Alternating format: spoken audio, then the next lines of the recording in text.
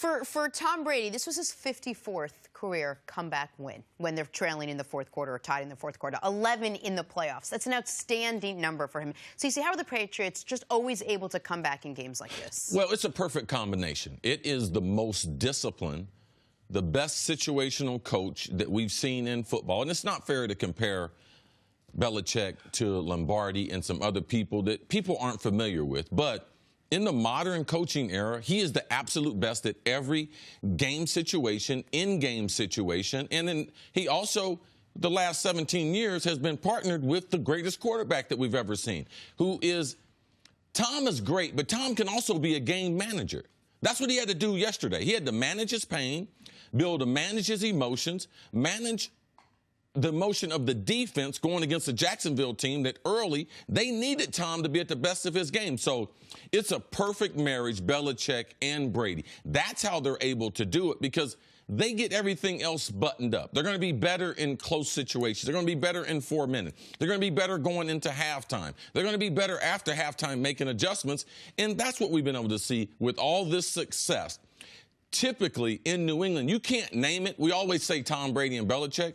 But in the big games, they always have 4 or 5 guys who are not the stars. Right. They're just supporting roles. They always come through. I'm talking about from back in the day. It was either Ty Law making an interception, Vrabel coming up with the sack, Teddy Bruschi, he reads the coverage and picks off a pass, Willie McGinnis. Gerard Mayo made big plays. I mean, this is how they do things. Belichick and Brady set the table, but these other ancillary players realize in these big games they come up with plays. Stephon Gilmore coming over from Buffalo, signed him to a big-time contract. He gets the knockaway on 4th down. So there's not one thing, but the way they go about business leads to them being better at critical situations, Nick, than other teams in the NFL. The Stephon Gilmore point's a great one. I mean, that was their big free agent signing. 20 weeks ago, they wish they could send him back to Buffalo. And he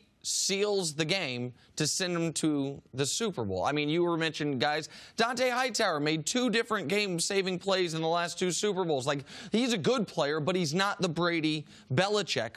But on Brady and Belichick, everyone's going to focus on the end of the game, and I will as well in a moment. But how about the end of the first half, where the Patriots kill you every time? We hadn't yet left for the Eagle game. And I'm sitting with you watching this, and I say, man, I was calculating. How many first downs do the Jags need? Not to add points when it was 14-3. Right. Just to make sure New England doesn't get the ball back. Because what they were better than everyone in the league again this year is points in the final 2 minutes of the first half. They get a touchdown. Now, conversely, what did the Jags do then? They get the ball back. And they're shook from that. They're maybe happy to be up 4. They take a knee with 55 seconds left. How rare is that, CC? It's very rare. Well, it hadn't happened in the NFL all year. That was 0 times all year did a team take a knee with more than 50 seconds left in the first half. But that's the end of the half. So the Jags maybe could have added 3. The Patriots did add 7. And then the end of the game, where success begets success, where confidence begets confidence. Can we just show America what the Pats have done in their last 3 biggest games, the last 2 Super Bowls, and yesterday's game in the fourth quarter? They trailed by double digits in the fourth quarter of each of those games. How about you win those fourth quarters 53-3? Yeah, and no one will ever talk about the defense. No, right. Give up a field goal. Give up a field goal. The only points they've given up in the fourth quarter overtime of the last 2 Super Bowls and yesterday was the field goal the Jags kicked to start the fourth quarter for yards that were given up pre-fourth quarter. Some context on how rare that is. All right, in the last 10 years, the entire NFL, when trailing by double digits in the fourth quarter in the playoffs, is 3-70. The Patriots are 3-4. Like, in NFL playoff history, the record for most fourth quarter double-digit comebacks was the Dallas Cowboys with 2. The Pats have 3 in the last 4 seasons. So I thought age was going to catch up to Tom Brady. I came into this year believing both these were true. He's the greatest quarterback ever, and also he's a 40-year-old quarterback, and it's not going to be sustainable late into the season. Well, you look at how he played last week. You look at what he did in the fourth quarter yesterday. The guy's as good, in the critical moments, as good as he's ever been. And Patriots don't have to come out, and this is what we're seeing as Tom Brady's getting older and as the Patriots are getting more accustomed to learning how to win games as opposed to how to just play games.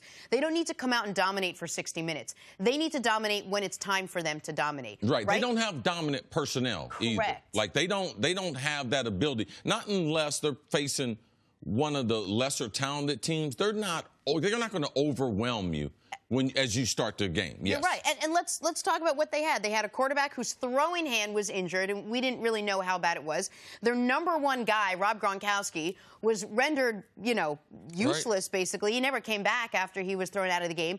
And they were trailing in the fourth quarter. They had all of this stuff working against them, but because they don't have to dominate, they said, okay, well, let's just, and you mentioned the CC, which was so important. What they're so good at is keeping their emotions in check, knowing what they have to do, not playing ahead of the play that's right in front of them, not figuring out how many points they need to win, just figuring out how to get the next series of points. And you watch them methodically come back, calmly, focused, and they came out with a win. Yeah, when they were down 20-14, I told Nick, we were in the car, we're watching it. They're going to win 24-20. He's like, what? I said, yeah, they're going to score 2 more touchdowns and be able to win the game. But I think that their ability, because we watched the first game of the season, Nick's Kansas City Chiefs. I mean, this defense is not fast. It's not big. It's not good. The coverage is probably the best part. That's their secondary is probably the best part of this defense. But their ability collectively to be able to shut people down in third down situations, in fourth quarter situations, that we won't ever give defense and Belichick enough credit because this is not great personnel. One of the best players on New England's defense is a 39-year-old that they got off of the side of the road that Pittsburgh cut. James Harrison made 2 huge plays. 2 huge plays. Why did they sign James Harrison? Not to play, just because he's going to have some intel on a Steelers team they never ended up playing again. Stop. Belichick, don't waste my time. Like, he wouldn't, he's too smart for petty stuff like that. He knows the guy can play. He's an upgrade from a guy that's playing the position now. Let's go get him. I don't care what team he played for. All right, and so you mentioned that people don't give the defense enough credit and the scheme, and you're right. I'm going to, though, once again focus on the other side of the ball for just a moment. You've said about Brady that when you talked to him before the year about retirement, he said, why would I stop taking the test when I have all the answers to the test? He's seen everything, and now he knows what people are going to do. That is exacerbated and put on an extreme level in the fourth quarter of these games. It's like sometimes in these games, it's a pop quiz, to use the test analogy. Wasn't quite prepared for it in the beginning.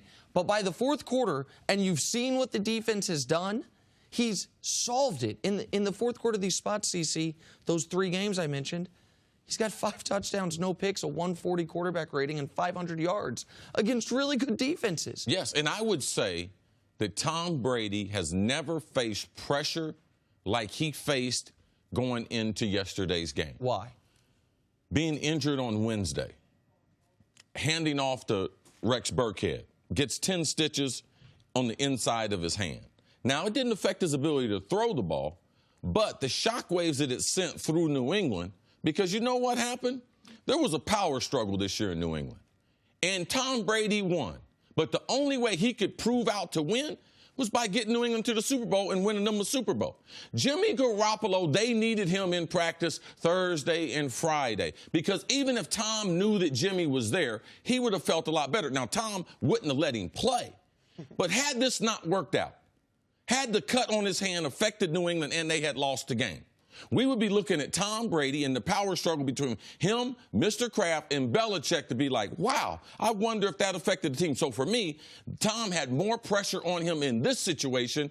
If he forced Garoppolo out and then he would have missed time with an injury, man, Tom came through in the biggest situation and seems like he won the power struggle. Look like we're going to be seeing him play in New England for a few more years. Thanks for watching. Subscribe here to get the latest from the show. Also, be sure to check out more of the best clips from First Things First, or go watch a few segments from our other shows on FS1.